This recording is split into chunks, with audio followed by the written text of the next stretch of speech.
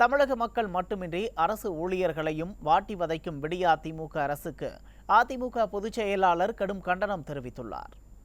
அதிமுக பொதுச் செயலாளர் எடப்பாடி கே பழனிசாமி வெளியிட்டுள்ள அறிக்கையில், விடியா திமுக அரசு ஆட்சி பொறுப்பேற்றதில் இருந்து தமிழக மக்களைப் போல் அரசு ஊழியர்களும் கடும் இன்னலை சந்தித்து வருவதாக செய்திகள் வெளியாவதாக குறிப்பிட்டுள்ளார். விடியா திமுக அரசு மாணவர்கள் பற்றிய விவரங்களையும் வருகை பதிவேட்டையும் எம்இஎஸ் தளத்தில் பதிவேற்ற கட்டாயப்படுத்துகிறது என்றும், தினமும் எம்இஎஸ் தளத்தில் பதிவேற்றுவதால் மாணவர்களுக்கு பாடம் கற்பிக்கும் நேரம் குறைவதாகவும் அரசு மீது ஆசிரியர்கள் குற்றம் சாட்டுவதாக தெரிவித்துள்ளார். ஒரு சில நேரங்களில் இன்டர்நெட் இணைப்பு கிடைக்காமல் செல்போனில் எம்இஎஸ் தளம் சுற்றி கொண்டிருப்பதாகவும், செல்போனில் எம்இஎஸ் தளம் சுற்றி கொண்டிருப்பதை கடவுளை பார்ப்பது போல் பயபக்தியுடன் பார்ப்பதாக ஆசிரியர்கள் தெரிவிக்கின்றனர் என்றும் குறிப்பிட்டுள்ளார்.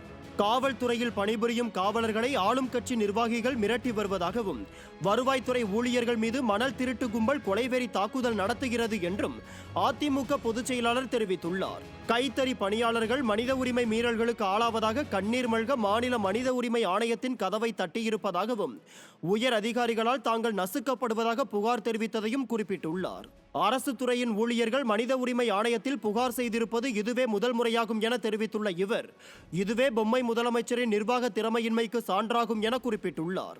அனைத்து துறைகளிலும் ஆட்கள் பற்றாக்குறை நிலவுவதாகவும், காலி பணியிடங்களை உடனடியாக நிரப்ப அரசு ஊழியர் சங்கங்கள் கோரிக்கை விடுத்துள்ளதை சுட்டிக்காட்டியுள்ள அதிமுக பொதுச் செயலாளர், தலைமை செயலகத்தில் முதலமைச்சர் தனிப்பிரிவிலேயே 25க்கும் மேற்பட்ட காலி பணியிடங்கள் உள்ளதை குறிப்பிட்டுள்ளார். அனைத்து அரசு ஊழியர் சங்கங்களையும் அழைத்து பேசி அவர்களுடைய குறைகளை உடனடியாக களைய வேண்டும் என்றும், தேர்தலின் போது அவர்களுக்கு அளித்த வாக்குறுதிகளை நிறைவேற்றுவதுடன் காலி பணியிடங்களை உடனடியாக நிரப்பவும் விடியா திமுக அரசு நிர்வாக திறனற்ற பொம்மை முதலமைச்சரை அதிமுக பொதுச் செயலாளர் வலியுறுத்தியுள்ளார்.